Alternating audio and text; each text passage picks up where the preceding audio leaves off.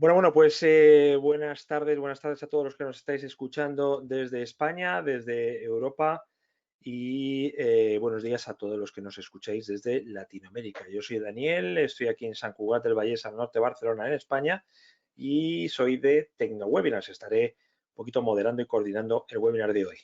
Bueno, ya sabéis, hoy tenemos con nosotros a Luis Vilanova desde Madrid. Él es nuestro gurú perito informático, especializado, entre otros, en RP.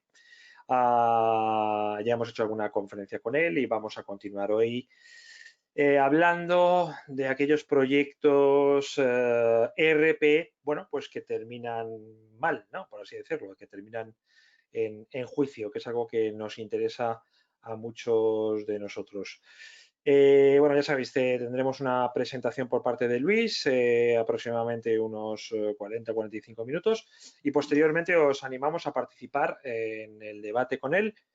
Podréis participar directamente planteando vuestras preguntas vía micrófono o desde ya podéis plantearnos vuestras dudas o cuestiones por el chat. El webinar se está grabando y recibéis todos, nada más terminar el webinar, la grabación del mismo. Bueno, Luis, pues nada, a ver cómo te escuchamos. Venga, pues ¿Estás muchas gracias por la presentación. perfecto? Te escuchamos Perfecto. perfecto, Luis. Estamos viendo tu pantalla, o sea, todo tuyo. Nos vemos en la rueda de preguntas. Venga, muchas gracias. Bueno, gracias a todos por estar presentes en el webinar. Soy Luis Vilanova y soy perito informático, digamos, una de las líneas especializado en proyectos RP entre partner y cliente, ¿no? Que acaban muchos de ellos en juicio. Mi web especializada es leyesytecnología.com y mi email lo tenéis aquí, luis.vilanova, aunque bueno, luego ya puedo dar a quien me lo pidáis, ¿no? Un segundito, que no se mueve. Vale. Vamos a ver varias cuestiones. Vamos a ver, bueno, primero para que me conozcáis un poquito, después veremos cuál es el proceso de un peritaje, por qué nace un peritaje de un RP, qué es un peritaje de un RP, qué diferencias hay entre peritaje de parte o judicial. Veremos algunas cuestiones clave en estos peritajes, tanto la oferta, contratos, requisitos, tipo de RP, toda la documentación que se genera alrededor de un peritaje de este tipo, qué problemas hay que resolver en sala judicial, ¿no? Cuando nos preguntan, ¿y quién nos pregunta? Las partes y el juez, generalmente. Y bueno, luego he puesto aquí una serie de ejemplos reales. Son anónimos porque en esta en este webinar no quiero hablar de marcas. No quiero hablar de marcas concretas de RP, que todo el mundo conocemos las principales o las más conocidas. Sabéis que hay RPs multinacionales, por así decirlo, que están en todos los países prácticamente. Y luego hay RPs que están más localizados, pues eso, a nivel de país, a nivel de un sector muy concreto. Bueno, lo iremos viendo, ¿vale? Un segundito, que no me va el ratón. Vale. Llevo más de 20 años en consultoría y dirección de proyectos RP. Empecé como consultor, luego pasé a ser auditor, después pasé a ser director de proyecto, por así decirlo, y ahora ya llevo 11 años haciendo informes para abogados, porque al final yo trabajo para abogados el 90% de mi tiempo y el 10% para jueces, haciendo informes de pericia de RPs, ¿no? Importante, un peritaje de RP puede tener dos objetivos. Uno, el juicio, que es también el 90% de los casos ya ha llegado a la situación que no es mantenible y quieren llegar a juicio, o bien incluso para mediar. ¿Por qué no? Mi informe sirve a veces para que el cliente o el partner intente conseguir de manera más o menos amistosa el objetivo que se ha planteado de finalización o de término del proyecto, ¿no? Sí que es importante, en el caso de que tengáis algún problema judicial, que sepáis que, al menos en España, no está regulada la profesión de perito informático de RP, ni perito informático en general. Pero sí que hay una diferencia y es que yo pertenezco a una de las asociaciones que te piden mínimo 5 años demostrables en sala judicial, ¿de acuerdo? Realmente nosotros lo que hacemos es interpretar el pasado, porque lo que tenemos que hacer es analizar lo que ha ocurrido anteriormente. Aquí, bueno, un poquito para que me conozcáis, yo pertenezco principalmente a la Asociación de Peritos Colaboradores con la Justicia de la Comunidad de Madrid y Valencia, Aspejure, otra asociación, soy auditor CISA, me he formado en el IES y en otras escuelas de negocio y de RPs también. Lo primero que quiero deciros de un peritaje de RP es que la verdad no es verdad si no es verdad probada. Esta frase, que me encanta, es muy importante que cuando tengáis un problema, si sois bien el partner o bien el cliente, y tenéis un problema en el proyecto, no penséis que lo que vosotros estáis entendiendo que ha ocurrido va a ser tan fácil de demostrar. Realmente nuestro problema es que cuando yo hablo con el partner me dice una visión de su verdad y cuando hablo con el cliente me dice una visión de su verdad. Entonces, la verdad, si yo no la puedo probar, no va a ser verdad. Por mucho que hayas discutido en los pasillos con el partner o el cliente no os haya pagado porque no ha querido o no ha podido o lo que sea, si realmente esas cosas no las podemos demostrar, no es verdad. ¿De acuerdo? Nuestra labor, pues sí, por supuesto, muchas veces es extraer la esencia, ¿no? Tenemos que saber preguntar, interrogar, averiguar con el partner, si es que vamos, ahora hablaremos de esto, o con el cliente, o con el juez, o con las dos partes, para intentar extraer la esencia de lo que ha ocurrido, ¿no? ¿Qué caracteriza un peritaje de un RP respecto de otros? Porque sabéis que los peritos informáticos trabajamos en cualquier evidencia electrónica. Pues, por ejemplo, presentar unos emails a un juicio, presentar unos WhatsApps para demostrar que no han sido manipulados. Yo trabajo mucho en la valoración de software, cuánto vale un proyecto económicamente, tecnológicamente, calidad, etcétera. ¿Qué caracteriza a un peritaje de un RP? Pues que se juntan dos cosas, como ya sabéis. Se junta el negocio, ¿no? Los procesos de negocio de una empresa con la tecnología. Entonces, esta combinación a veces resulta complicada. Complicada porque los procesos de una empresa, voy a, por ejemplo, poner un ejemplo, una empresa de perfumerías, de tiendas de perfumería, ¿no? No es igual a los mismos procesos de otra tienda de perfumería. Pese a ser el mismo sector, quizá incluso a nivel nacional, mismo ámbito, pero cada empresa trabaja de una manera pese a ser del mismo sector y pese a tener, por ejemplo, también tiendas, ¿no? Entonces, el mismo RP o el mismo proyecto que ha terminado con éxito sectorialmente o verticalizado, ¿no? Ya sabéis, verticalizado, ¿no? Que va para un sector concreto, pues puede ser un auténtico desastre para otro cliente que sobre el papel vendía también perfumes y tenía tiendas, ¿no? Esto ha ocurrido muchas veces. ¿Y cómo empieza esto, ¿no? ¿Cómo nace la necesidad de hacer un peritaje? Pues generalmente hay un primer momento, suele haber una serie de discusiones previas entre cliente y partner, algunas desavenencias, problemas, hasta que llega un momento que el cliente o el partner toma la determinación de hablar con un abogado. Suele ser el primer paso, ¿no? Hablar con el abogado. Aquí introduzco el tema de que realmente yo me considero una auténtica herramienta de cara al abogado. Yo no es que haga lo que quiera el abogado, pero sí que el abogado es el que gana o pierde el juicio. Yo voy a hacer un informe lo más objetivo posible en función de las evidencias que vea, pero en función de lo que quiere el abogado que demostremos, ¿no? A lo mejor al abogado no le importa que si el sistema tiene un CRM conectado, le da igual si ese CRM está conectado bien o mal, pero sí que le interesa que las ofertas y los descuentos que se aplican en el momento del pedido de venta o de la factura se calculen bien. Por eso digo que realmente somos una herramienta del abogado. El abogado nos dice lo que le gustaría poder demostrar y nosotros vamos a intentar demostrarlo, ¿de acuerdo? No hablaremos si vamos de parte del juez, que ahí cambia un poquito la cosa. El abogado, entonces, en el punto 2, toma contacto con nosotros, básicamente nos busca, nos pregunta, nos explica lo que ha ocurrido. Yo suelo preguntar el importe de la demanda, porque, claro, aquí también ocurre que cuando tenéis que pensar si sois un partner o si sois un cliente y queréis demandar a la otra parte, hay que tener siempre en mente que al final todos son costes, ¿no? Costes del procurador, costes del abogado, costes del perito o peritos, porque pueden haber también un perito economista, ¿no? Por ejemplo. Entonces, si los costes en relación a lo que vamos a demandar no tiene consonancia, debemos de pensar en otras opciones, ¿no? Las expectativas, muy bien manejar las expectativas. A veces el cliente dice, no, es que está todo mal y quiero demandarle. Todo mal no puede estar, todo no estará mal. Habrá mal el 80%, pero todo no estará mal, ¿no? Explicarle, mira, si no hay errores, no hay fallos, no hay documentación, yo podré demostrar hasta cierto punto. Explicaros que la diferencia de peritaje de parte y peritaje judicial. Normalmente los peritos como yo trabajamos con abogados, como se os he dicho, porque el cliente o el partner decide contratar a un abogado y este a su vez decide buscar un perito informático especializado en los RPs. Yo estoy formado y certificado en varios RPs. Pero ahí entonces lo que nos pide el abogado es demostrar una serie de cosas. Cuando vamos de parte de judicial, esto es un pelín diferente, porque es el juez el que nos busca. Muchas veces porque tiene un peritaje del partner, tiene un peritaje del cliente, el peritaje del partner dice blanco, el peritaje del cliente dice negro, y el juez dice, quiero un tercer peritaje porque quiero una visión más objetiva. Ese es el peritaje judicial, cuando vamos de la mano del juez, ¿de acuerdo?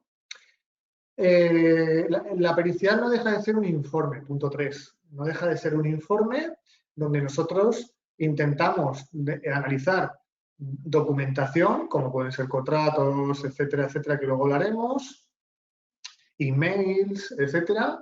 Intentamos analizar funcionalmente los procesos, interconexiones, interfaz de usuario, seguridad, servidores, copias de seguridad, etcétera, etcétera, etcétera. Es un informe que al final lo que va a hacer es describir los problemas que hemos encontrado o realmente que sí que efectivamente este ERP funciona en los términos que estábamos analizando, ¿de acuerdo?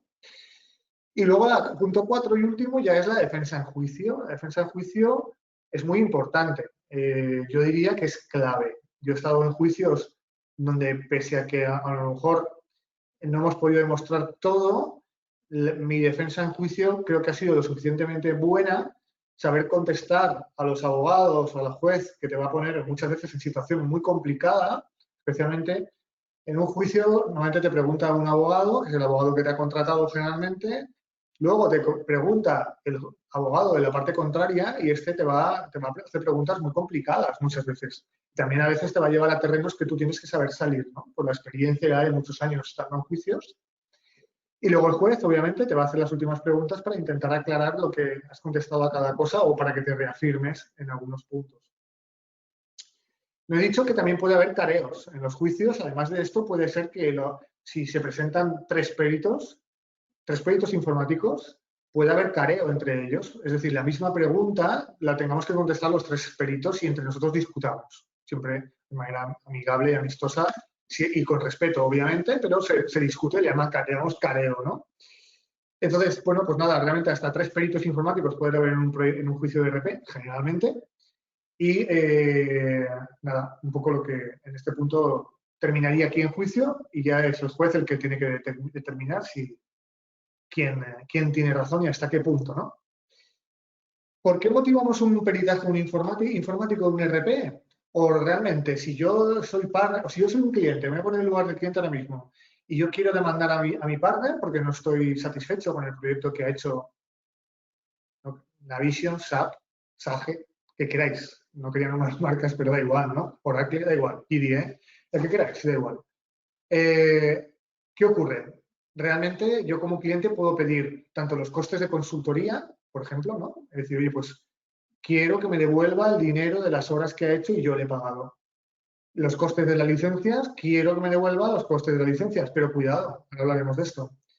Quiero también el coste de los equipamientos. Imaginémonos que me ha vendido el partner, me ha vendido servidores, me ha vendido lectores de códigos de barras para el almacén, me ha vendido TPVs para las tiendas, me ha vendido impresoras de tickets, bueno, todo el equipamiento, ¿no? ¿Y qué ha pasado con todo lo que ha hecho mala conciencia? ¿Y qué ha pasado con todo lo que yo no he podido no he podido atender como cliente? Pues quizá otros proyectos. He tenido a mi personal trabajando para este proyecto, ¿no? O incluso puede haber perdido hasta clientes. Esto me ha ocurrido algunas veces ocurre que el cliente pierde sus clientes, no todos, pero a lo mejor puede perder algún cliente porque se cabrea, porque el pedido no llega a tiempo, porque el RP no lo ha generado a tiempo, ¿no? O sea, que los costes, si sumamos todo esto, ya no estamos hablando del coste del proyecto, sumamos muchas cosas, ¿no? ¿Cuáles son las claves para hacer un peritaje de RP? Bueno, yo diría que lo primero, y no he puesto aquí, no lo he puesto, el perito que seleccionéis es fundamental, absolutamente fundamental, que seleccionéis a un perito que pertenezca a una buena asociación, que tenga experiencia en ese tipo de peritajes de RP, que tenga incluso certificados y formación en ese RP. ¿Por qué? Porque muchas veces vas a hablar con él, cuando te presenta el abogado te pregunta, ¿Está usted certificado en Oracle? Sí, estoy certificado en Oracle, en los módulos de tal, tal, tal, tal. Entonces eso, si el otro perito que también va a decir lo contrario que tú, probablemente no está certificado, pues el juez lo va a ver siempre. Va a decir, bueno, si esta persona está certificada en este RP y tiene 10 años de experiencia o 15 en este RP y el otro perito no, pues a lo mejor este perito está más cualificado para este tema. A nivel de material, pues a nivel de material toda la parte documental, ¿no? Tipos de contrato, el contrato es fundamental. El contrato es fundamental que como partners, ahora me pongo en el lado del partner, que como partner para intentar evitar que un proyecto salga mal o por lo menos para que tener herramientas de cara al peritaje y al juicio, que el contrato esté bien hecho, ¿no? Que sepamos si es un contrato por obra o servicio, por consultoría, qué cláusulas y SLAs estamos aceptando, ¿no? Si no llegamos a tiempo, si el proyecto se demora, penalizaciones que vamos a asumir nosotros o que vamos a imputar al cliente, formas de pago, o sea, todo lo que el contrato tiene que tener. La oferta es fundamental. Yo sé que a veces es difícil hacer una oferta porque tenemos que hacer un documento de requisitos, un análisis, un diseño, pero si muchas veces vamos a probar, nosotros, el partner nos llama, oye, Luis, quiero demostrar que en Navision yo he desarrollado todo lo que puse en la oferta. La ambigüedad, ¿no? La ambigüedad del lenguaje natural, sabemos que con los documentos de requisitos intentamos eliminarla. Pues eso va muchas veces alineado a la oferta. Si la oferta no tiene un documento de requisitos adecuado, muchas veces va a ser complicado que nosotros podamos defenderlo. Vamos a trabajar la defensa del punto lógico, ¿no? Es decir, oye, pues si una campaña se llama campaña 2x1 de venta, será porque le hacemos un descuento 100% en la segunda unidad. Digo yo, si no hemos explicado eso, nosotros como peritos aplicaremos esa lógica, ¿no? Otra cosa es que luego venga el otro perito y diga, no tiene por qué ser así, porque también podría ser, ¿vale? Pues todo lo que no esté en el documento de requisitos en la oferta, tenemos un problema. El timeline del proyecto, nosotros lo que hacemos es mirar el pasado, interpretar el pasado. Esto es como un crimen, ¿no? O sea, analizamos qué ha ocurrido desde el principio, qué ha ocurrido con el proyecto, cuándo empezó a ir mal, qué partes de horas existen firmas de aceptación de entregables, se ha definido varias fases del proyecto. Muy importante, y lo digo ahora porque venía relacionado con la parte económica, si el cliente ha usado el RP durante un año, el cliente no podrá decir que este RP era inútil. Esto lo tenemos que entender como un concepto importante. Yo he ganado juicios diciendo esto, sí, prácticamente esta frase. ¿Por qué? Porque tenía la parte contraria que decía, no, es que yo no he utilizado el RP, no me ha servido de nada. Y yo iba ayudando al partner, en este caso que he recordado ahora, y decíamos, oiga, mire usted, aquí tiene 150.000 albaranes que ha hecho en un RP durante un año, 300.000 facturas, 500.000 movimientos. Pues toda esa parte de anular todo el proyecto y que me devuelvan todo ya no sería así, ¿vale? Ok, y luego pues muchas veces a mí yo trabajo mucho también la parte económica de valorar el proyecto. Oye, ¿lo que ha hecho este partner en este proyecto vale realmente 100.000 euros? ¿O esto se podría haber hecho por 20.000 euros? ¿Estamos ante un fraude? ¿O no? Oye, el partner tiene todo, el partner tiene que cobrar estos 100.000 euros porque no es que ha hecho 100.000 euros, es que ha hecho 200.000 en horas, que suele ser muy habitual muchas veces. Entonces, pedir 100.000 cuando estás demostrando que económicamente tienes 200.000, pues es muy importante, ¿no? ¿Vale? Evidencias más comunes. Pues las evidencias más comunes que tenemos depende también del lado que estás un poco trabajando, ¿no? Si te ha contratado el abogado del cliente, el abogado del partner. El abogado del cliente, es decir, el cliente quiere demandar al partner o quiere defenderse de una demanda que ha hecho el partner. Ahora hablaré de las contrapericiales, que son esto de las contrapericiales. Bueno, pues el cliente muchas veces, en este caso, si él no ha tenido un adecuado responsable interno del proyecto, yo como partner y como perito de partner, si yo detecto que la otra parte, el cliente, no ha tenido un buen responsable interno, lo voy a explicar en el peritaje. Y voy a decir, si es que es verdad, que la falta de este responsable interno del proyecto pues ha provocado todo esto, ¿no? Esto también es aplicable al partner, realmente. Muchas veces el partner no tiene a alguien especializado en el sector o no tiene a alguien con experiencia en ese tipo de empresa. Después, cambios en los requisitos iniciales, pues que el cliente va cambiando constantemente los requisitos y por tanto el partner no puede tener un proyecto fluido, ¿no? Un proyecto exitoso. Considerar que el RP no impactaría en los procesos internos. Muchas veces el cliente dice, no, es que yo quiero lo que tenía. Eso es imposible. Es absolutamente imposible. O sea, tener lo mismo exactamente que tenías en un RP. que a lo mejor venía de una base de datos de Access o de Excel sueltos, o sea, ¿vale? Es que el cliente exija excesivas personalizaciones. Esto es cuidado con esto, porque muchas veces el cliente pide, efectivamente, que quiere la pantalla como la tenía en el Excel y te has cargado la pantalla de GD Edwards que funcionaba perfectamente, ¿vale? Cuidado también porque el partner, si acepta esto, está aceptando que realmente va a hacer lo que el cliente le dice. Entonces, luego, si esto es un fracaso del proyecto, el partner no podrá decir, es que me ha obligado, o es que yo no, es que esta es la... No, o sea, tú lo has aceptado como partner a hacer esto, ¿no? Si nos vamos a lado del partner, muchas veces el partner subestima la complejidad del proyecto. Yo diría que este es el number one de los problemas, subestimar el proyecto. El partner piensa que como ha trabajado en el sector de fabricación de bolígrafos, pues viene otro y lo va a hacer, va a ser igual porque le va a copiar y pegar el código fuente. Y esto es un problema que muchas veces los partners tienen, ¿no? Que el comercial no ha analizado insuficientemente o ha presentado una propuesta insuficiente, quizá en tiempo, ¿no? Según yo, en 3 meses tenemos este proyecto terminado, cuando realmente hace falta que esté haga un año o 2, ¿no? No desarrollar documentos de requisitos y alcance, no trabajar de forma ágil con entregables parciales. Esto es muy importante, el tema de los entregables parciales, y más con toda la metodología de edición de proyectos, Scrum, Agile, tal. Si un partner espera año y medio a tener el primer entregable o el primer arranque, esto es muy peligroso, porque en año y medio pueden ocurrir muchísimas cosas. Desde que el personal humano, el personal de la empresa cliente ya no esté, haya rotación y por tanto el que pidió algo ha venido alguien que ya no quiere eso. Si yo no le hago entregables parciales, estoy derivándolo todo a un Big Bang peligroso, porque como fallen las cosas no voy a tener tiempo de reacción. Todo esto, ¿no? Bueno, no dejar escrito todo tipo de decisiones. Las reuniones tienen que tener actas, partes de trabajo, emails, todo lo que no esté escrito. Yo siempre digo, lo que no esté escrito, yo no lo puedo demostrar. Tú me puedes decir, hace poco estaba en una cadena de comida rápida, el juicio fue la semana pasada y el franquiciado me decía, Luis, es que yo no tenía ratón y teclado, nunca tuve. Vale, pero si esto nunca lo habéis dejado por escrito, yo no te creo a ti, pero no lo puedo demostrar, ¿no? Por ejemplo. Vale, seguimos. La metodología, otro de los aspectos muy importantes que trabajamos para hacer un informe. ¿Qué metodología ha seguido el partner, ¿no? Cuidado con la metodología clásica porque, como decíamos, quizá no tengamos los resultados hasta el final y, por lo tanto, el cliente puede no ver las cosas como esperaba. Lo normal es trabajar metodología ágil, ¿no? O espiral, que se llamaba hacía muchos años, que básicamente yo le voy haciendo entregables, o por lo menos me lo va validando y me va afirmando que realmente esto es lo que quiere, ¿no? ¿Ok? De manera que cuando si yo le enseño el módulo de ofertas, pedidos de venta, pues el cliente me va a firmar y yo ya tengo eso firmado, ¿no? Al menos ya tengo una validación por lo que pueda pasar de ese módulo. Muy importante. Esto es importante, el tema de la curva de fallos de la ingeniería de software. Todos sabemos que el software pocos software están exentos de errores.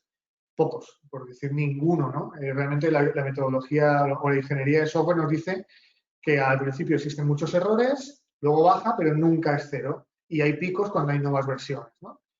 Yo también lo he utilizado mucho en juicios para demostrar lo que yo le llamo errores sustantivos, ¿no? Sustantivos o bloqueantes. A veces el cliente dice, es que no, esto es un desastre porque cuando imprimo no me sale el logo, ¿vale? Podrá ser un error, pero esto probablemente en una hora de trabajo se soluciona. Eso no es un error bloqueante, ¿vale? Un error bloqueante es que yo no puedo aplicar descuentos a mis pedidos. Por ejemplo, eso sería un error bloqueante. O que las facturas no me calculan ninguna bien. Eso es un error bloqueante claramente, ¿no? Parece una tontería que parece como muy lógico, pero cuando vas a juicio, el cliente va a llevar al partner o el partner al cliente al límite. Es decir, vamos a trabajar todo lo que podamos poner que funcione mal de alguna manera, ¿no? O al revés, todo lo que podamos poner que, oye, esto está funcionando bien. Porque al final hay que entender que el juez no sabe de RPs. El juez hoy tiene un juicio de RP, mañana tiene un juicio de arquitectura, mañana de una operación médica que ha salido mal. O los peritos somos los encargados de traducir esto al lenguaje humano, por así decirlo, de jueces y letrados, ¿no? Que nos entiendan. Esto lo he estado hablando ya, ¿no? Que no se pueda resolver sustanciales o bloqueantes. Esto no voy a decidir. Básicamente, para mí, un error sustancial o bloqueante es aquel que o bien no tiene solución o bien afecta al normal funcionamiento y que tiene una magnitud importante. ¿Por qué puede no tener solución un problema? Porque ese ERP no hace eso. Por ejemplo, Navision tiene almacén básico y almacenes avanzados. Pues si yo cojo un ERP que no tiene almacenes avanzados y por tanto no me es capaz de gestionar trazabilidades, caducidades, números de lote, escandallos, y ese ERP por lo que sea no lo tiene, pues tenemos un serio problema. O el cliente ha elegido mal el ERP o el partner le ha ofrecido un ERP incorrecto, o bien le dijo que los requisitos software estaban a ser avanzado cuando no está, ¿no? Ok. Estabilización. El objetivo de estabilización, bueno, pues básicamente es que trabajen cliente y partner una vez arrancamos el proyecto, aunque lo arranquemos en 2 fases, ¿no? Por ejemplo, o en 3. Lo normal es arrancarlo en 2, ¿no? Yo diría, la mayoría de RPs se arrancan en 2 o en 1, ¿no? Lo que llamamos Big Bang. Realmente también he estado en peritajes donde el proyecto ya había arrancado y han estado, como decía el ejemplo de antes, ¿no? Han estado 1 año trabajando con desavenencias, problemas o lo que sea, pero han estado trabajando, el proyecto arrancado, ya no está el otro RP funcionando y yo siempre digo que esto es una colaboración. Cliente y partner tienen que colaborar, porque si no colaboran ambos, uno de los dos puede hartarse o puede cansarse de los errores o de las exigencias del cliente, al revés, ¿no? Entonces, tener en cuenta esto, ¿no? Y de cara a hacer un informe pericial, muchas veces tenemos que saber si ha sido un elemento colaborativo entre las partes, ¿no? Si no ha habido colaboración y el cliente, yo como partner he puesto todo lo que podía hacer, pero el cliente no me ha ayudado para resolver estos problemas o para decirme a tiempo, oye, incidencia aquí. Si no me lo dice y me lo dice dentro de 3 meses y ya esto ha arrastrado 150.000 movimientos de stock incorrectos, pues yo como partner tampoco puedo hacer mucho, ¿no? Y al revés, obviamente, si el cliente se está quejando de algo que no se lo solucionan en meses, que esto también me ha ocurrido en otros juicios, pues tenemos otro problema, ¿no? Vale. ¿Qué ocurre? La cadena de custodia. ¿Puede ser alterado algo que yo estoy analizando? Yo esto muchas veces lo digo porque me dicen, Luis, tengo un peritaje de... voy a hablar de SAP. Hoy SAP, venga. Ahora SAP. Oye, mira, tengo un peritaje de SAP, que el producto es fantástico, pero el partner no me lo ha hecho bien. Y le pregunto, vale, ¿tienes copia de seguridad de cuando te dejó el proyecto? Pero el proyecto hace 1 año que terminó y lo he guardado en una sala. Tengo ahí el servidor parado. Vale, perfecto. ¿Tienes copias de seguridad? Sí, perfecto. A veces hay empresas que no tienen copias de seguridad. O, por ejemplo, los emails. Oye, estos emails, ¿tenemos emails? Sí, los teníamos, pero hace 5 años ya no los tenemos. Pues se ha perdido. O ¿cómo podemos asegurar que tú, el servidor, no lo has modificado? Cuando yo llego allí, ¿cómo puedo asegurar que el servidor no lo has manipulado, ¿no? Eso se llama cadena de custodia de la prueba. La cadena de custodia es que yo necesito, como perito, intentar demostrar lo más posible que ese servidor o esa instancia de ese ERP o esa instancia de esa base de datos, SQL Server, Oracle, la que sea, MySQL, que realmente no ha sido manipulada, que alguien no ha borrado tablas, que no ha metido registros nuevos, etcétera, etcétera. Que el código fuente no se ha modificado, por ejemplo, Odoo, ¿no? Odoo, oye, pues el Odoo tiene un código fuente y no lo ha manipulado nadie porque se ve aquí en esto, ¿no? En estos logs, o no ha añadido ningún módulo nuevo porque todos los módulos están añadidos desde esta fecha y no se ha tocado, por ejemplo, ¿no? ¿Ok? La cadena de custodia es fundamental porque si no tú vas a juicio y la otra parte va obviamente a decir, oye, ¿usted cómo sabe que lo que probó era el código fuente que dejó mi partner? Pues como no lo sepa demostrar, podría haberlo modificado el cliente, ¿no? ¿Cómo debería funcionar? Una gran pregunta. Lo he introducido antes. Si yo tengo un proyecto que no ha salido bien, este proyecto ha fracasado y el cliente dice, es que no funciona nada, no va. Vale. Esto es difícil de entender que no ha funcionado nada. Lo normal es que habrán algunos fallos. Yo voy a probar el módulo de Albaranes, ¿no? Entrada y salida de stock, de productos en el stock, y resulta que funciona. No, pero el cliente me dice, no, pero es que no funciona como yo le dije. Vale, pues explícame, demuéstrame cómo se lo dijiste. ¿Hay algún documento de requisitos? ¿Hay algún email donde le dijeras que primero era salida FIFO por caducidades o cómo era esto? Si no lo tenemos por escrito, no lo tenemos en un email, no lo tenemos en un acta de reunión, no lo tenemos en un documento de oferta, pues para mí me va a resultar muy difícil demostrar lo que tú quieres decir. Puedo decir que lo que tú dices tiene cierto sentido, ¿no? Hablábamos, por ejemplo, del 2x1 antes, ¿no? Pero si no, no va a ser posible, ¿de acuerdo? Entonces, partners y clientes, intentar dejarlo todo por escrito. Yo intento siempre, incluso con mis clientes, siempre dejarlo todo por escrito, ¿no? Para que luego podamos tirar hacia atrás. Oye, en aquel día me dijiste que yo hiciera esto, ¿no? Tanto requisitos, análisis, diseño, pruebas, porque muchas veces las pruebas son el punto más importante que tenemos antes de arrancar, ¿no? Entonces, si las pruebas, el usuario ha probado esto, ha quedado incluso grabado en vídeo, que las pruebas funcionaron y el cliente te firma como que está aceptando las pruebas, pues, ostras, pues entonces tenemos una evidencia electrónica con validación funcional muy importante. Recordar también, existe el concepto de acta de navegación. Acta de navegación son vídeos, por así decirlo, que yo puedo firmar incluso notarialmente, de que algo funciona como creo que funciona, ¿no? Emails y otros documentos que introducen cambios o reducciones o ampliaciones. A lo mejor en el documento de requisitos, en la oferta inicial, hablaba que el programa tenía que conectar con un CRM de una cierta forma, pero a lo mejor en el devenir del proyecto el cliente ha dicho, mira, pásame también la dirección del cliente desde el RP al CRM. El partner lo ha aceptado. Entonces, si lo ha aceptado, pues debería estar, ¿no? Por ejemplo. ¿Ok? Al final, el sentido común, tenemos que ir al sentido común muchas veces los peritos porque hay cosas que no han quedado por escrito, pero el sentido común nos dice que si el ticket se debe de imprimir y hay un botón que pone imprimir ticket, pues tendrá que imprimir ticket, ¿no? O sea, al menos a que salga algo. Si yo aprieto el botón imprimir ticket y no sale nada, pues está claro que esto yo en el juicio lo voy a usar. ¿Por qué no? Y cada día más en los procesos de transformación digital en el cual estamos vividos toda la sociedad, el concepto de ciberseguridad. Nosotros en un juicio yo tuve algunos problemas para demostrar, iba de parte del partner, para demostrar que la ciberseguridad no recaía en el lado del partner. Porque tuvieron un pequeño ataque, robaron la base de datos de clientes y el cliente le denunció al partner. Iba intentando demostrar que el partner no tenía responsabilidad de la ciberseguridad.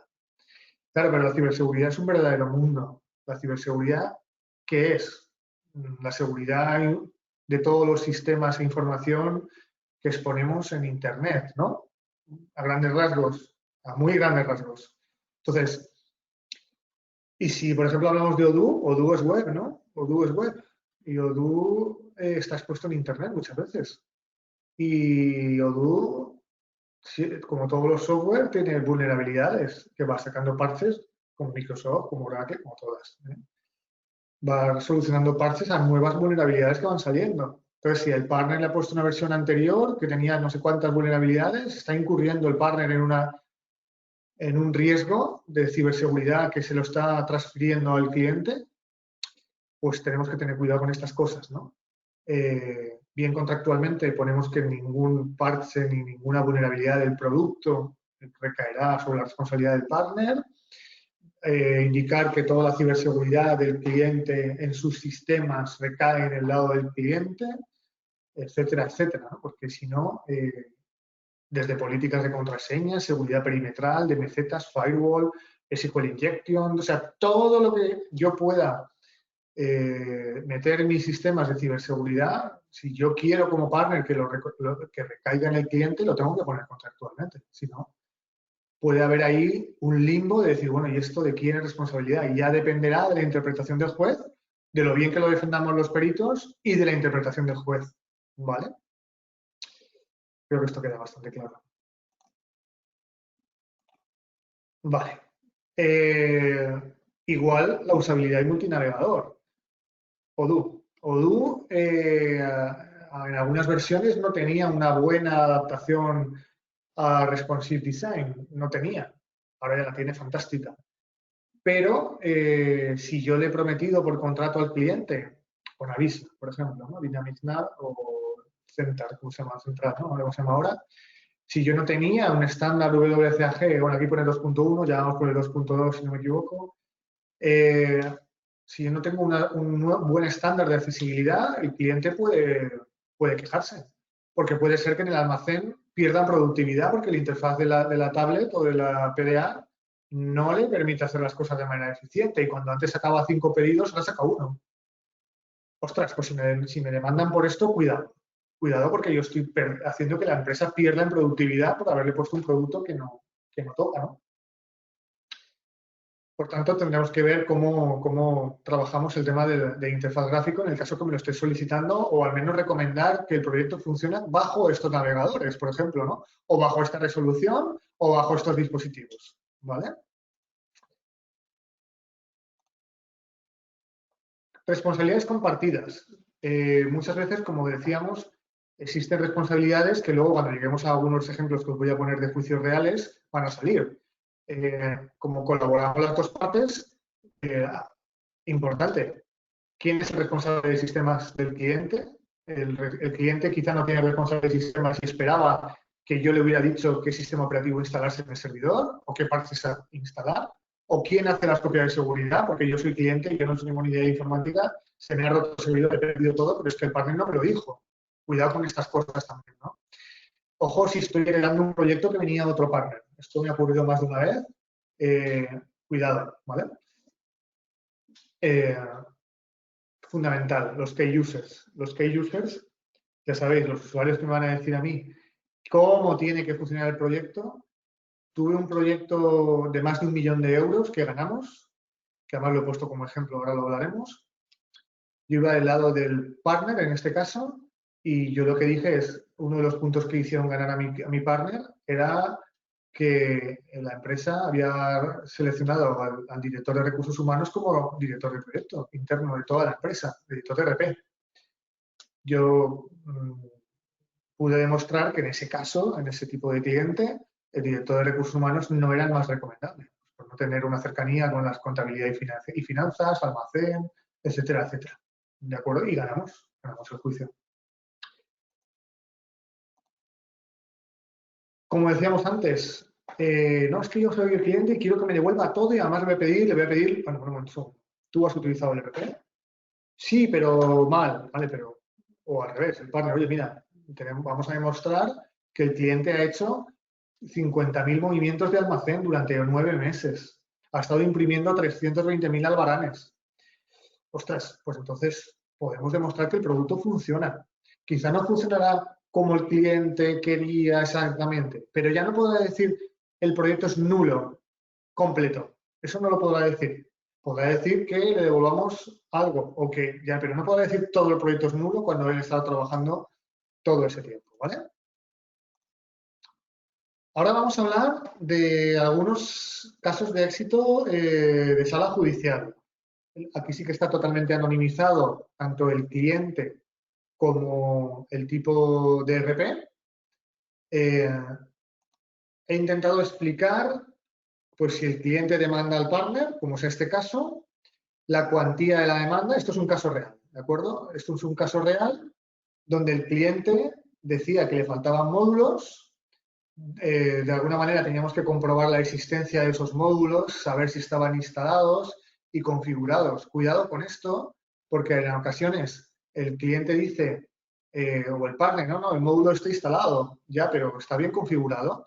Esto parece una tontería, pero los abogados y jueces no tienen mucha idea de esto. Entonces, o tú demuestras, o al revés, ¿no? Oye, es que esto tenía que utilizar multimoneda y nunca se configuró para el multimoneda. Bueno, pues entonces esto tendremos que demostrar que realmente no estuvo configurado en multimoneda y sí que tenía que estarlo.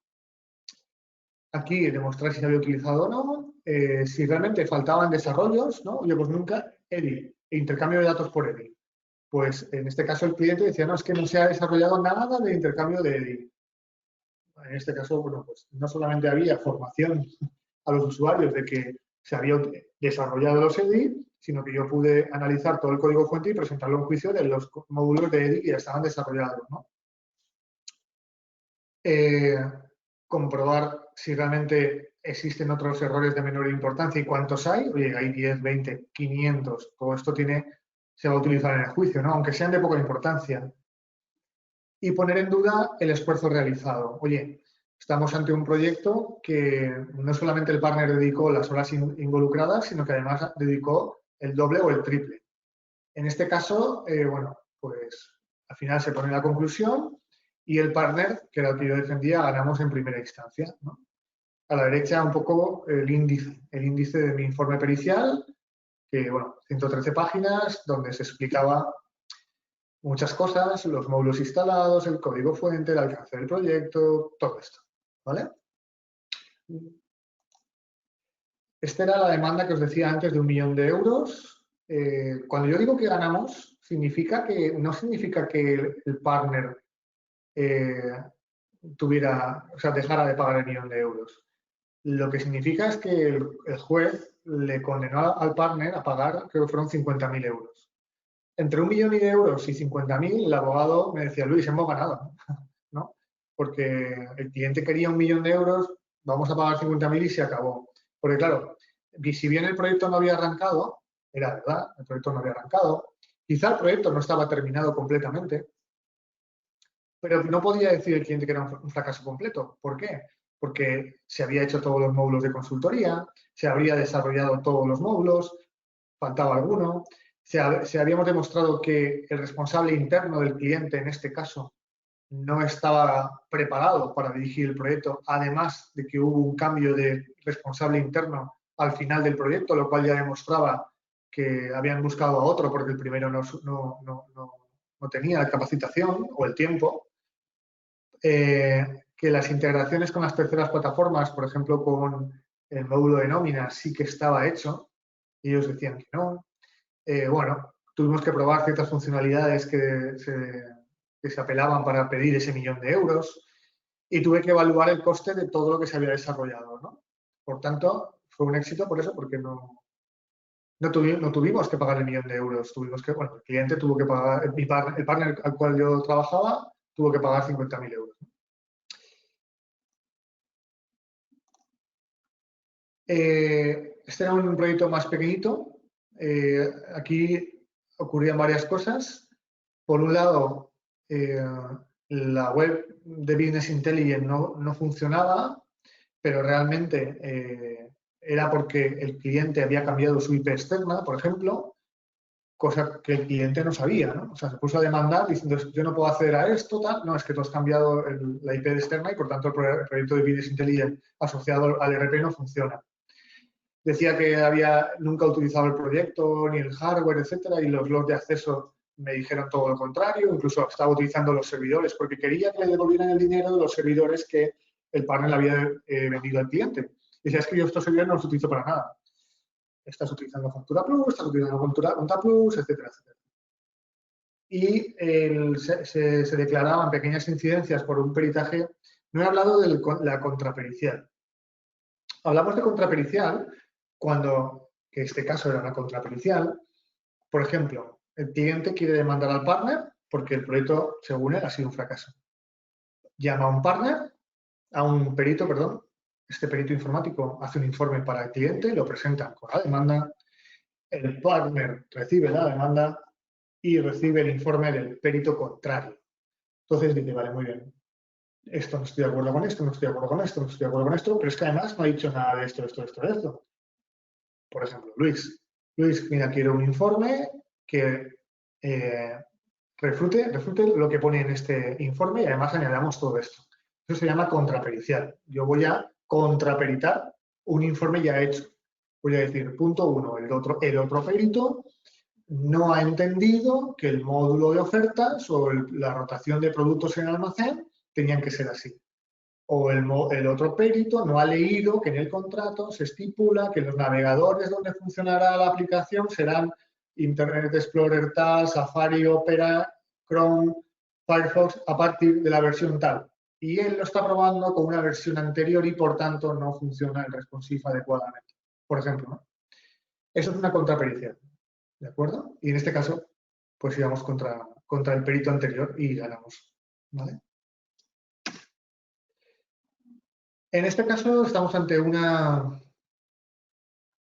pericial de un software ERP local, cliente-servidor, donde uno de los consultores reconocía en un email que efectivamente este RP no funcionaba bien en ciertas versiones de Windows, sin embargo, no lo dijo al cliente, ¿no? Entonces el cliente pues, sufrió mucho porque el cliente tenía unas versiones de Windows incompatibles con este RP y por tanto tuvimos que demostrar esto, ¿no? Tuvimos que demostrar que las recomendaciones del partner eran incorrectas. Aquí cuidado con instalar versiones de RPs anteriores, porque si vamos a juicio, el partner, si hablamos de Odoo, por poner un ejemplo, dice, no, es que yo antes instalaba OpenRP, pero yo sigo instalando OpenRP porque me siento cómodo con él. Y vamos a juicio, pues, y yo fuera contra ti, partner, pues probablemente voy a sacar rápidamente todos los problemas que tiene la versión de OpenRP. Los bugs, errores que ya existían en OpenRP y que con Odoo se han resuelto. Y te voy a machacar porque te voy a decir por qué no has instalado Odoo cuando Odoo lleva ya X años funcionando en el sistema y tú estás instalando ya una versión con 150 problemas reconocidos por OpenRP que se solucionan con Odoo. ¿Vale? Entonces, cuidado con las versiones de software anterior del RP. ¿Vale? Esto ocurre con todos los RPs, absolutamente con todos. Cuidado con el punto de no retorno. Esto es importante. Lo normal no es pasar de 0 a 100. De 0 a 100 en el proyecto, ¿no? Es decir, yo como partner empiezo a hacer el proyecto. Al principio todo es felicidad, todo es alegría, entre comillas. Todo va bien, acabamos de empezar, no os preocupéis. Empezamos, requisitos, reuniones. Empezamos a desarrollar, empiezan a probar.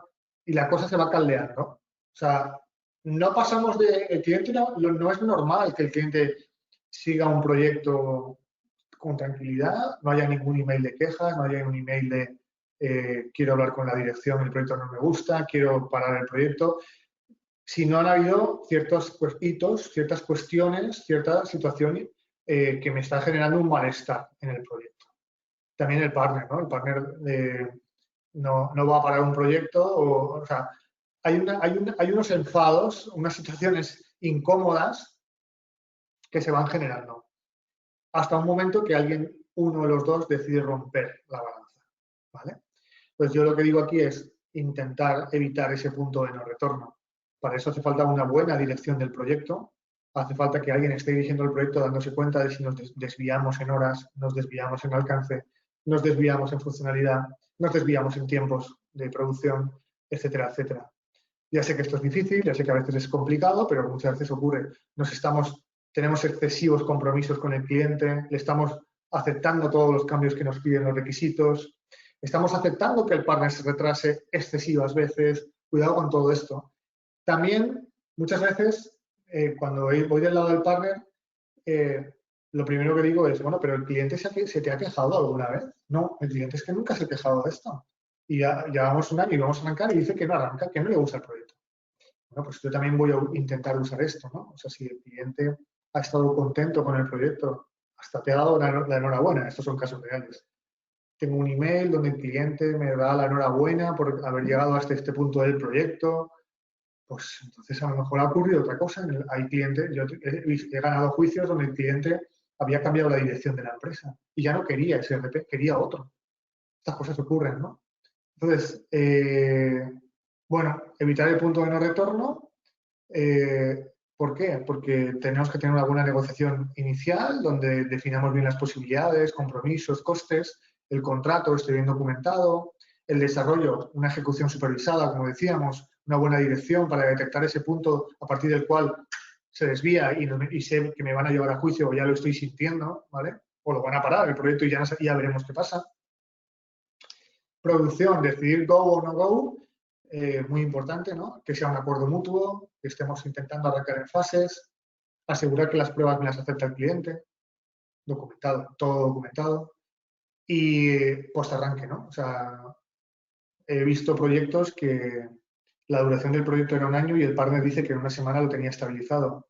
Esto es una aberración, o sea, es imposible, yo creo que estamos todos de acuerdo, un proyecto que dura un año es imposible que una semana esté estabilizado y a la semana desaparece el partner. Imposible. Entonces, pongamos cosas lógicas, Contratos de mantenimiento correctivo y evolutivo, ¿por qué no? Oye, a lo mejor decidimos el proyecto dura un año y a partir de la semana del arranque entramos en contrato de mantenimiento evolutivo y correctivo. Bueno, podríamos defenderlo por ahí, ¿no? A lo mejor, cuidado con esto, ¿no? Para intentar siempre el punto de no retorno. Y nada, he ido un poco, creo que rápido, pero básicamente os he explicado casos reales, la problemática de defensa en el juicio es fundamental, no basta todo lo que os he dicho, luego en el juicio hay que dar la cara, ¿no? Por así decirlo. Si el perito no tiene una buena capacidad verbal, eh, es capaz de defenderse a preguntas complicadas o no decir aquello que no debe decir o que no debe decirlo de cierta forma, por muy buen informe pericial de 300 páginas que haya hecho, yo a veces me he encontrado informes de verdad de 250 páginas y el mío tenía 25 y hemos ganado. Pues no por poner más cuestiones vamos a ganar. Tendremos que poner, yo siempre soy partidario de poner lo justo y lo correcto. Es decir, esto es lo importante y no añadamos más cosas porque siempre el otro abogado va a ir a preguntarme aquello que esté mal o regular o que esté una evidencia que no se sustente, ¿no? Si yo digo este RP es una maravilla, pues eso es un juicio de valor. No puedo utilizar esas palabras. Tendré que decir que este RP está instalado en 150.000 clientes alrededor del mundo, que funciona perfectamente para el sector de la mediana empresa, en el sector de alimentación, fabricación, no sé, pero cuidado con los juicios de valor, ¿no? Y nada más, podemos pasar al turno de preguntas. Quedaros con la idea de que la verdad no es verdad si no es verdad probada, por tanto, documentales, pruebas, terminar también que en ocasiones hemos hecho informes que se basan en periciales documentales. Se llaman periciales documentales aquellas donde a lo mejor el RP no está disponible. Esto puede pasar. Oye, el RP ya no está disponible porque era un servidor de hace 3 años y lo hemos perdido, ya no lo tenemos. Pero se ve en los correos electrónicos, se ve en las actas, se ve en los partes de trabajo, se ve en el contrato, se ve en las ofertas, que todo este proyecto ha sido un desastre. Y fue un desastre. Y ahora quiero llevarlo a juicio. Pues muchas veces no, pero en alguna ocasión nos tenemos que basar solo en documental. No podemos probar el RP. ¿Vale? Esto me ha ocurrido alguna vez y es complicado, ¿no? Porque al final lo que tienes, oiga, pero usted ha probado el RP, mire, pues tengo un caso, por ejemplo, que perdimos, ese caso lo perdí. Tengo un caso, una empresa de fabricación de Barcelona, fabricación de piezas de metal para automóvil. Yo ayudaba al partner me dice, mira, este RP es un desastre, no funciona nada, yo voy allí, me dice, es que no sabemos usar el RP. Y además es que el RP no llega a arrancar, no tiene estos albaranes, no tiene esto, no tiene esto, no tiene esto. Nos han dejado caer el RP estándar. Y digo, pues entonces no sé qué voy a probar. Si no tiene nada, no puedo probarlo. Y tuvimos que basarnos en la documental, ¿no? Aquí lo que ocurrió, lo digo también para que veáis una situación incómoda en un juicio de un RP, y es que yo presenté mi documental de que efectivamente el RP no tenía esto, no tenía esto, no tenía esto, basado en todo lo que se explicaba en los emails, actas de trabajo, donde el propio partner decía, yo eso no lo he hecho porque no estaba incluido, o sí estaba incluido, pero el RP no lo da. El otro perito de la otra parte del cliente presentó otro pericial. Llamaron a un perito judicial, a un tercero, pero este perito judicial no tenía experiencia en RPs. Entonces, ¿qué hizo? Pues se sentó con el RP estándar y dijo, a ver, ¿puedo hacer una factura? Sí, mira, puedo hacer una factura de horas de trabajo de limpieza. Entonces, el RP hace facturas. Ya, pero es que esta empresa se trabaja facturas basadas en manipulación de materia prima, que son metales, que su coste fluctúa en bolsa, que se fabrica, se produce, hay unos escandallos, unas órdenes de trabajo, o sea, no comparemos este tipo de procesos de fabricación con la venta de horas de consultoría, no tiene nada que ver. Pues lo perdimos porque el juez o no nos explicamos bien, o el juez dijo, mire, si este RP funciona porque el tercer perito que yo he pedido dice que funciona, pues yo me tengo que dejar llevar por lo que dice este perito. En este caso perdimos, ¿no? Por lo tanto, pues eso, toda la parte documental es fundamental y la verdad no es probada si no es verdad, no es verdad si no es verdad probada, ¿no? Muchas gracias. Pasamos el turno de preguntas o dudas. Oye, Luis, pues sí, efectivamente. Pasamos al turno de preguntas. La verdad no es verdad si no es verdad probada. Eso está muy bien. Vamos a ver. Tenemos unos minutos para hacer preguntas a Luis. Aquellos que habéis planteado alguna pregunta por escrito, si levantáis la mano os abro el micro. Mucho más rápido y mucho mejor intervenir directamente vía micrófono ahora que tenemos aquí a Luis delante. Levantáis la mano accionando el iconito levantar mano del panel de control. Vale, Fabricio, ya te veo con la mano levantada. Vamos a dar preferencia a todos los que levantáis la mano apretando el iconito. Y si no, bueno, pues planteáis también la pregunta vía chat. Vamos a ver. Tengo aquí una pregunta. Bueno, hay una pregunta que me comentan, Luis, sin mencionar marcas, lógicamente, pero si por tu experiencia podrías detectar algún RP más problemático que otro a efectos de problemas que llegan a juicio, aunque sea por estadística. Sí, sí, sí, sí. Yo diría que es una pregunta un poco complicada, pero voy a intentar responderla. En todos estos años, lo que ha ido ocurriendo con los... Si dividimos los RPs, por hacer una división un poco compleja de hacerla, pero si hacemos una división de los RPs multinacionales más conocidos, que todos sabemos cuáles son, los 3, 4, 5 más conocidos, y los locales, ¿no? Lo que ha ocurrido en los multinacionales es que en las versiones iniciales tenían una serie de errores de funcionamiento o cuestiones que se conocían, fallos conocidos, por así decirlo, que, que han ido resolviéndose en siguientes versiones. Los locales, los RP locales, lo que ha ocurrido, por lo menos en España, es que los 5 o 6 RPs, bueno, hay muchos más, pero también han ido madurando bastante, de manera que coger un RP ahora que falle mucho es complicado. Lo que puede pasar es dos cosas. Una, que el RP no está pensado para ese sector.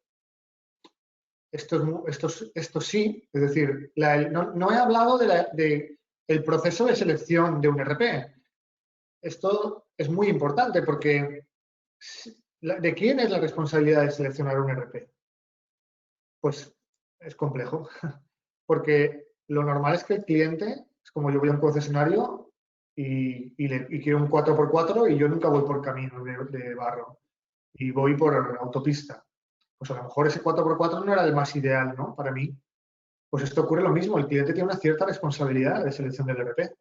Si tú has cogido un RP que es cliente-servidor, pero tienes multinacionales, perdón, tienes diferentes sedes, diferentes países y quieres que funcione con el móvil, pues a lo mejor no has hecho la mejor selección.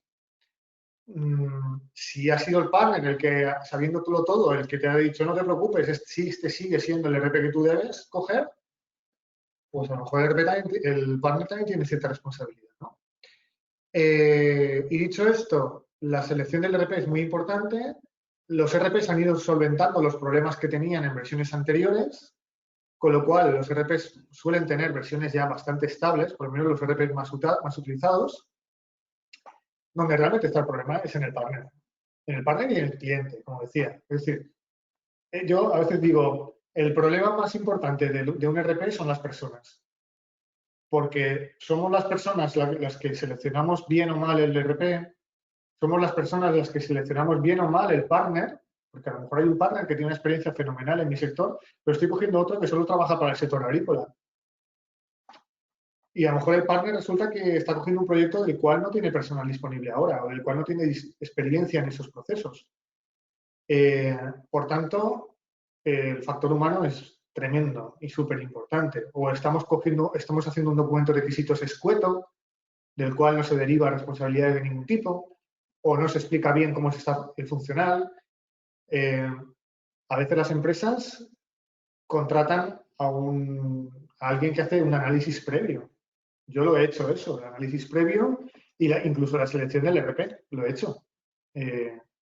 Porque así te aseguras al menos que el RP que estás seleccionando es el RP que más se adapta a tus necesidades. Si yo quiero integración con EDI, pues a lo mejor tengo que coger un ERP que tenga EDI.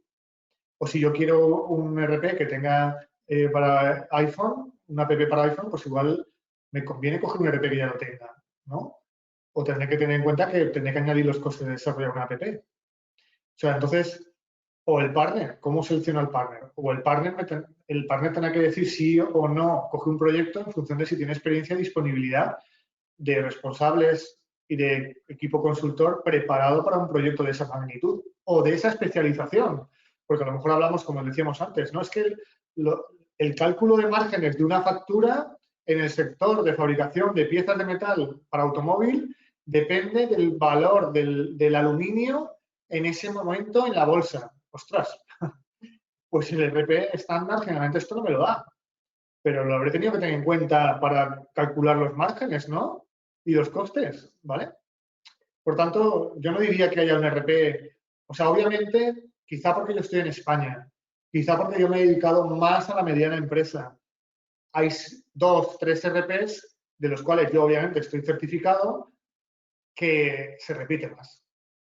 Y para mí, pues es una enhorabuena, una pena para el cliente y para el partner que ese RP se repita más, porque al final ya sabes cómo comprobar los códigos fuentes, ya sabes si ese RP se adapta más a este tipo de sector, ya sabes si pues tendrá almacenes avanzados o no, etcétera, etcétera.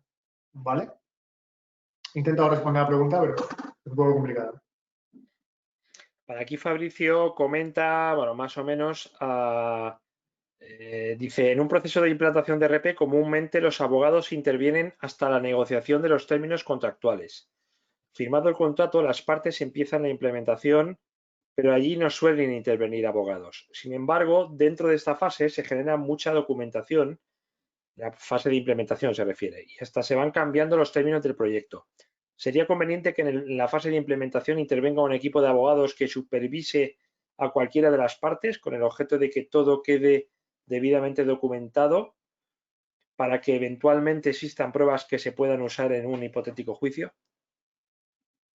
La verdad es que yo he visto pocos abogados, prácticamente ninguno, que trabaja en la fase de implementación. Lo que sí que he visto, que yo también he hecho, y que es una labor complicadísima, o sea, más de un dolor de cabeza he vivido yo, es que la empresa, si no tiene un responsable interno o teniéndolo, quiere a alguien con experiencia en implantación de RPs que actúe o bien objetivamente en la fase de implementación como externo, o bien que le ayude a que ese proyecto vaya a éxito, cuente con un tercero en discordia, ¿no? A esto se llama interim manager o responsable de proyecto externo, como lo quieras llamar, y esa figura sí que tiene que tener, obviamente, pues es complicado esa figura, porque claro, tenemos que tener conocimientos de procesos de empresa, conocimientos legales, pues claro, porque en un proyecto RP, no lo he dicho, pero en un proyecto RP muchas veces entran en jaque temas de protección de datos, privacidad, LSSI, bueno, muchas leyes que pueden afectarle. Todo tiene que quedar documentado y esa persona externa deberá de velar porque todos los cambios, porque no es cierto que en un proyecto no se pueda cambiar un requisito inicialmente pactado. Si las dos partes están de acuerdo, oye, en este email os digo que finalmente las ofertas de 2x1 no las vamos a implementar, no las queremos. Ok, estaban en el contrato, pero ahora no las queremos y en un email queda. Y esto, obviamente, ese personal externo que tiene que tener una visión 360, ¿no? Legalidad, tecnología y negocios, procesos, obviamente, pues será el encargado de que todo quede bien documentado, todo que se haga seguimiento, que levante actas periódicamente, semanal o quincenalmente, de cómo evoluciona el proyecto, de las pruebas, de lo que, bueno, sí que hay una tercera persona que velamos, como te decía, yo lo hago, que velamos porque ese proyecto acabe o intentamos que acabe con éxito, pero no necesariamente o no diría que es común que sea un letrado. El letrado interviene más efectivamente en la fase inicial de negociación de cláusulas, SLAs, etcétera, o al final si el proyecto no acaba bien, ¿no? Okay. ¿Consideras que una de las, por la experiencia que tú tienes, uno de los aspectos fundamentales es, por una parte, entiendo, elegir bien el RP, efectivamente, un RP que se ajuste lo más posible a las necesidades de la empresa, pero por otra parte también es muy importante, entiendo, el partner, ¿no? El partner. Es decir, es como dos caras de la misma moneda, ¿no? A la hora de Sí. evitar este tipo de problemas. Yo creo que hay, exacto. Primero, la selección del producto, del RP, puede ser incluso una razón por la cual ganemos un juicio, ¿eh? Si el cliente ha trabajado en la selección del RP y sabía que ese RP funcionaba bien para él, pues el partner no podrá decir que ese RP es que cuesta mucho adaptarlo. Segundo, el partner, si tiene experiencia en mi sector y tiene un verticalizado, tiene ya experiencia en otros proyectos parecidos, pues podría ser también positivo.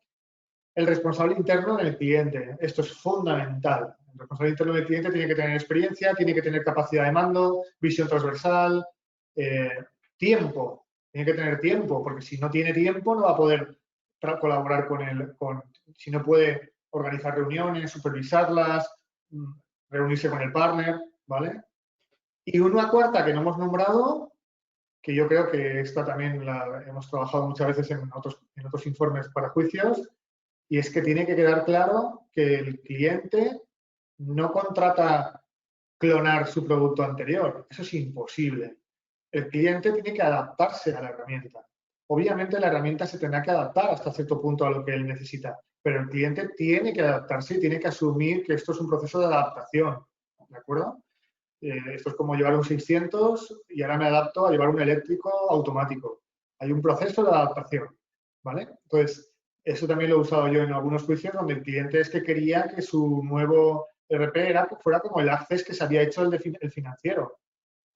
Perdone, pero esto no puede ser así porque esto es un producto ya estándar, aceptado en miles de clientes, que usted tiene que adaptarse a su manejo y a su funcionamiento, ¿no? Como digo siempre, un RP hace que la empresa en su global gane, pero hay departamentos que pierden. Por tanto, eso también es otro argumento en juicio. Es verdad que el departamento de financiera ahora tiene que hacer 3 pasos para hacer no sé qué proceso, pero en muchos otros ha ganado. Por tanto, de 10 hemos ganado 9 y uno ha perdido. Pues es así. Esto no es imposible absolutamente que no se pueda utilizar este argumento en un juicio. Es que yo esperaba que el RP me ayudara en todas las facetas de mi empresa y las iba a mejorar todas. Imposible. Es imposible, ¿vale? Vale. Una cosa, Luis. Nosotros trabajamos con un partner canadiense, digamos, colaboramos conjuntamente, hacemos webinars con ellos, que se llama Technology Evaluation Center, y es una figura que está especializada en la selección de software de una forma objetiva. ¿Vale? Esa es, digamos, una figura tercera que yo creo que no es muy, hasta ahora, no es muy conocida en España, digamos, que es independiente del consultor integrador, ¿vale? Entonces, desde tu experiencia, digamos, ¿crees que sería positivo el que, digamos, porque en España muchas veces el consultor va con el producto que me da la sensación de que eso puede generar muchos problemas? Es decir, tú eliges al partner y el partner te coloca el producto, uno de los dos, como mucho, dos productos o el único producto con el que trabaja, ¿vale? Me da a mí esa sensación. En cambio, si No solo tú eso. como cliente de un RP, sea por una empresa como esta, ¿no? De selección, pero en fin, haces una selección objetiva primero del software y luego del partner que te va a implementar el software, me da a mí la sensación de que se pueden evitar muchos problemas. Aparte de, evidentemente, tener documentado de cara a hipotéticos problemas, efectivamente lo que tú has dicho, ¿no? Bueno, oye, hemos hecho una evaluación muy objetiva y el RP era perfecto para nuestras necesidades. Luego has debido de fallar tú, partner. Efectivamente, al final, cada día más esa figura de esa empresa que has nombrado, pues funciona bien, ¿no? Porque muchas veces la empresa sabe mucho de su negocio, sabe mucho de ser rentable y de sus estrategias de negocio, perfecto, pero probablemente no saben de RPs. Y probablemente el director de informática o responsable de informática, responsable de sistemas, como lo queramos llamar, tampoco, porque él sabrá de muchas cosas de la empresa, sabrá de sus redes, sabrá de sus sistemas, pero probablemente no sea un experto en RPs. Entonces yo absolutamente lo recomiendo, contar con una empresa así que te ayuda, analiza tus requisitos y te ayuda a seleccionar el mejor RP. Una vez seleccionado el mejor RP, ya vamos al partner y no a la inversa. Porque como muy bien has dicho, yo cojo, esto es una frase que alguna empresa me ha dicho grande, me decía, no, yo cogí a este partner porque, oye, como es tan grande, si el partner lo hace mal, es porque lo ha hecho mal. Por tanto, yo no tengo responsabilidad. Si el proyecto sale bien, pues hombre, he elegido bien, ¿no? Es un poco, pues, a caballo grande, ande no ande. Bueno, Pues, es lo mismo que pasa con los RP muchas veces, sí, que se escoge pues, porque, bueno, el tío que lo escoge no tiene porque me riesgo. suena la marca. Digo, mira, es que me suena la marca, Claro. un amigo mío me lo ha dicho, pues que venga el mismo.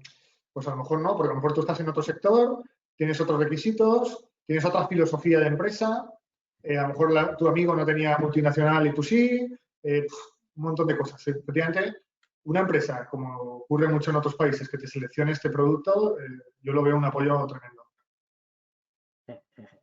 Bueno, Elías, creo que no has logrado. ¿Tienes hasta I20, Luis?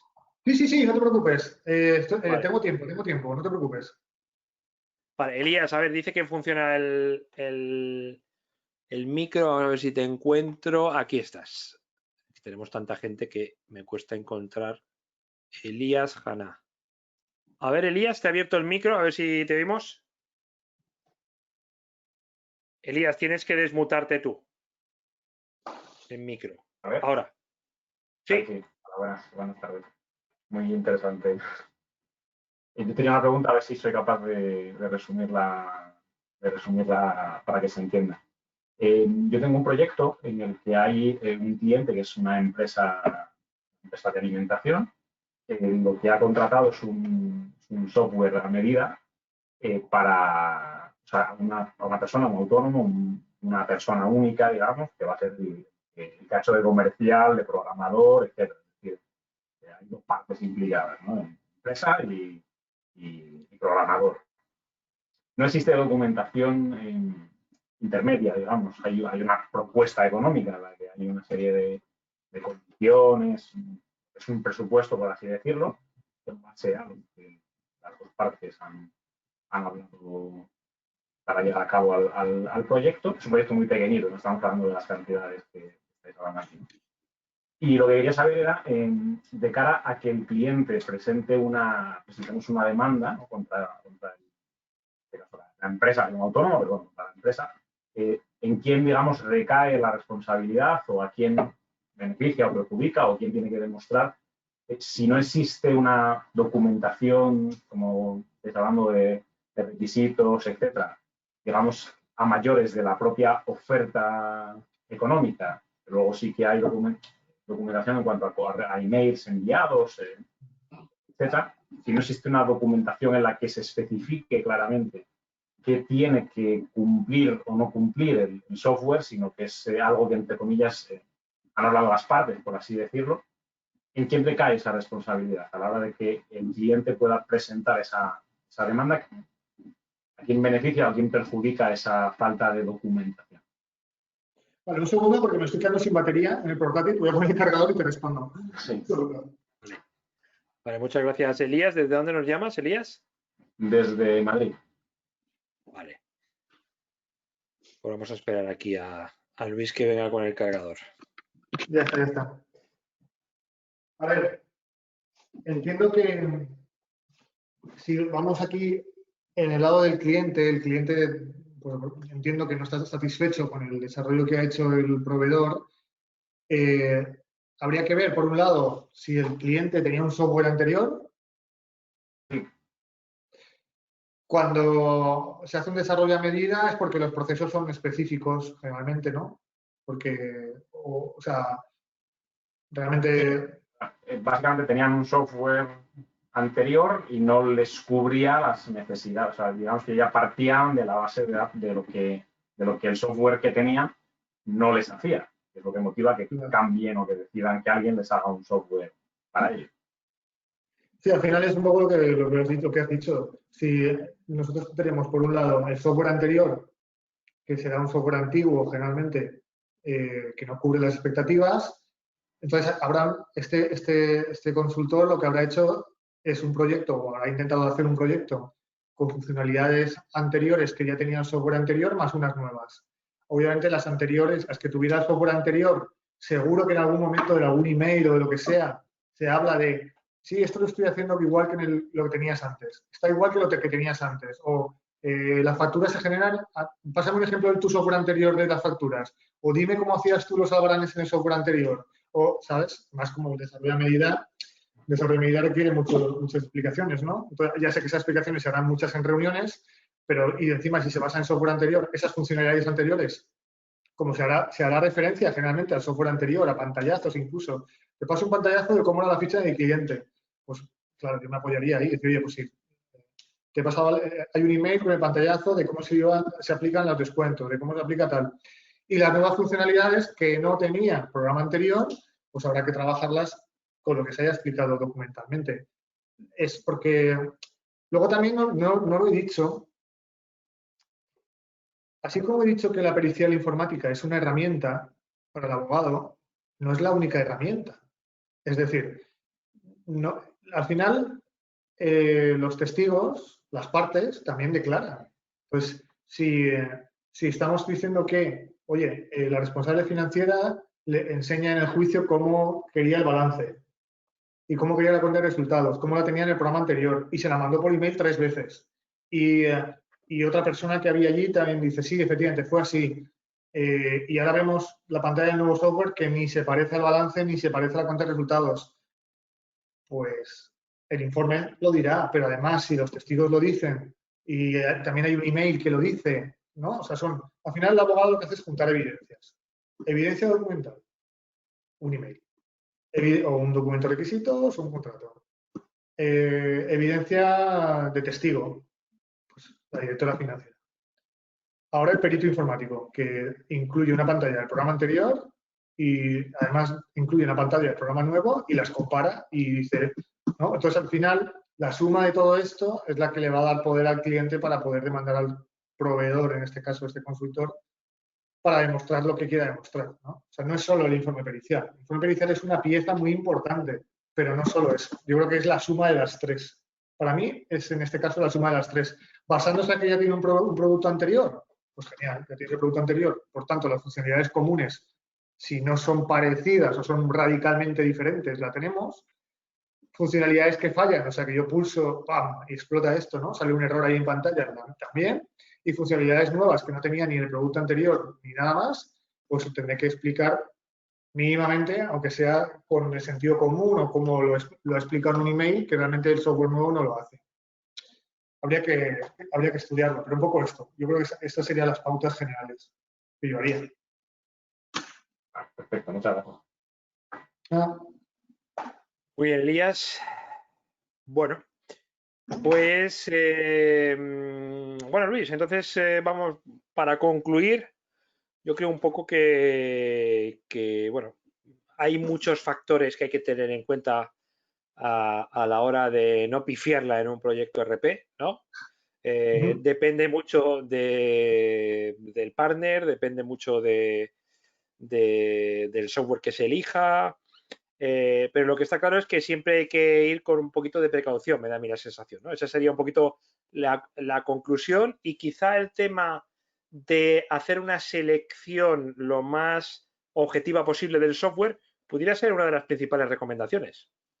Sí, eso, o sea, la selección, o sea, digamos, la empresa no debe, el cliente o la empresa cliente no debe de minusvalorar la complejidad de un proyecto de este tipo. Ya sé que a veces, como esta decisión recae en el director de informática o en el responsable de informática, y a veces cuesta decirle a la gerencia, oye, este proyecto es muy complicado, este proyecto hace falta una buena selección, podríamos contratar una empresa que nos ayude a seleccionar el RP, e incluso, oye, yo, director de informática, no tengo tiempo, lo mejor sería que venga un consultor externo independiente y que nos ayude a llevar este proyecto con éxito. Yo creo que esas dos cuestiones es el principio de todo, ¿no?